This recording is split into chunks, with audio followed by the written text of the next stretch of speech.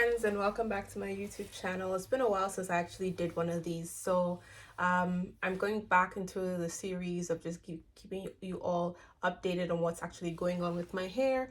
Right now, I do have a long-term protective style, and I'm planning to keep this up for the next 8 weeks. If you want to see a week-by-week update on how I'm taking care of my hair, I will do the best to actually post on here.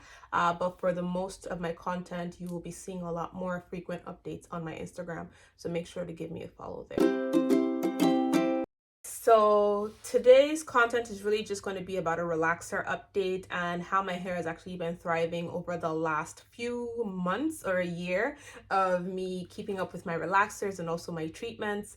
The last time I posted, I know I talked a lot to you guys about how I was recovering from postpartum hair loss, where I lost my edges, and then I started struggling with a part of my crown, and that's still an ongoing process. My edges are fully grown back, thankfully, but my crown has still been giving me some issues. So in today's video, I'm really going to be talking about some of the things that I would say were the 4 main red flags that first popped out before my crown completely gave up on me. So if you're watching and you are experiencing any of these symptoms, just make sure you don't ignore those symptoms. Just make sure you're actually doing something about it.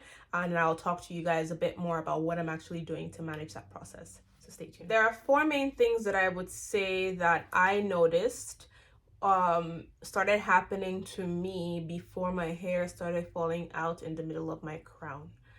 Before I go into those 4 main things, the first thing I would say is make sure you are talking to a professional to get a proper assessment, either on your vitamin levels, your hemoglobin levels, just getting the right lab work done, preferably with a trichologist, so someone who's more familiar with hair. So a trichologist or a dermatologist can tell you the type of lab work you actually need to get done, so you know if there's anything else that might be going on internally.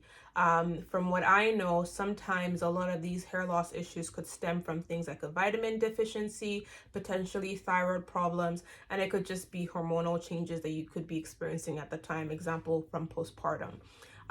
So I would say check that out first. But these are some of the warning signs that I would say I experienced before my hair actually started falling out. Number 1 was a sore and tingling scalp, you guys. I thought it was normal for my scalp to just feel tight and sore, and that was specifically in like the crown area. I would do, so this is me, nothing. The world, nothing. My scalp.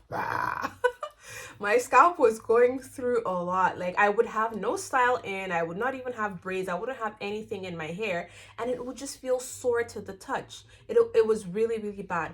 And sometimes it'll tingle. It'll feel like I had like a little, almost like a burning, itching sensation underneath my skin, like it was on fire to an extent.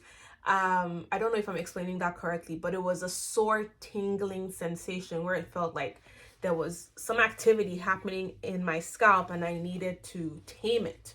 So that was the first red flag that I would say I noticed before my hair loss actually started happening. Number 2 would be an itchy scalp.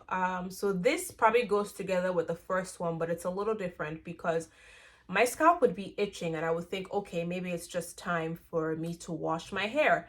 I would go ahead, I would do my regular shampoo, do my deep conditioners, do the nice, beautiful, tender loving care treatments that we all know to do to our hair, and my scalp would still be itching as soon as I dried my hair. It was ridiculous. Like, it would feel like I still hadn't washed my hair. It would feel like I still had product buildup in my hair. I did the whole clarifying shampoo, I did a scalp scrub.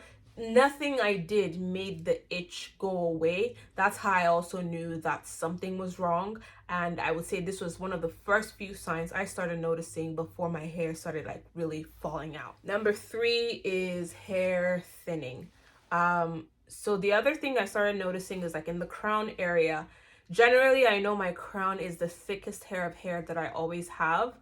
It's always been like that. Even the texture in my hair in my crown area is a lot denser and curlier than the rest of my hair. So if I said, I could say I have like a 4C texture in my crown and the rest of my hair would have like a 4B thereabout. It's just a much tighter curl. The other red flag that I noticed, the third red flag that I noticed, was that it would start thinning. So it was not as thick as it used to be.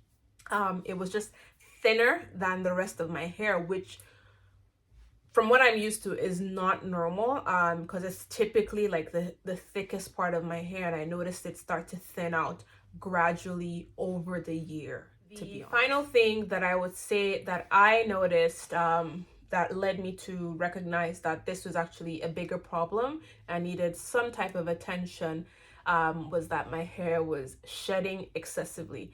So I started this new thing where I would section my hair out and would section the crown out separately, be it through my detangling process, my wash process, or even just applying deep conditioners. I always made my crown its own section. But then when I noticed is in any moment where I actually put any type of tool, even using my fingers, I would shed a lot more hair from my crown area than the rest of my hair. So think about it this way, like the rest of my hair would shed like maybe 50 strands, and I would see like 200 strands. Like it'll just be a lot more hair from the crown area alone than the rest of my hair combined, which was crazy. I'm just coming on here to share, because sometimes when people are experiencing these signs or these symptoms, you might not know that it's your body actually telling you that something might be wrong. I mean, depending on where you are in your hair journey, it could be the style that you're doing. So it could be a tie style. But in my instance, where I didn't even have a protective style in, I knew it was a deeper problem that was the early phases of me getting some type of alopecia. So I'm thankful that I paid attention to it early on, and I was just able to take the active steps to, you know what, nurture my hair and take care of my hair. I hope this video actually helps someone out there. I'm posting it mostly to keep myself accountable and to just take you guys on the journey of recovery. I showed you guys how I was able to survive postpartum hair loss, and my edges have completely grown back out. But now I want to take you guys through the other process of me surviving this second type of alopecia, which is I know as CCCA. I'm still in the process of confirming the type of alopecia that I have. I know I'm genetically predisposed to getting some type of hair loss, because it does run in my family. So it's not surprising to me that I need to take extra steps to actually make sure I keep the hair on my head. So I hope this video was helpful. I'm going to be posting a series to talk about some of the things that actually cause hair loss, be it CCCA, be it traction alopecia, be it alopecia areata, and so on and so forth. Traction alopecia, for the most part, I'll just throw that in there in this video for now, is usually caused by just manipulation and just tension on the hair.